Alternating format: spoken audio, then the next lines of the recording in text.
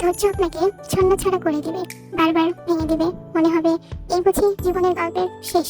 কিন্তু আপনি দোয়া করা ছাড়বেন না। পরীক্ষা আপনাকে হাল ছেড়ে দেওয়ার অসংখ্য কারণ দিবে, কিন্তু আপনি আল্লাহর ভালোবাসার জন্য সবকিছু সহ্য করে নেবেন।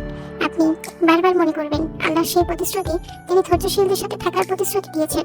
পরীক্ষা আর ধৈর্য আপনাকে প্রস্তুত করেছে শ্রেষ্ঠ কিছু পাওয়ার জন্য।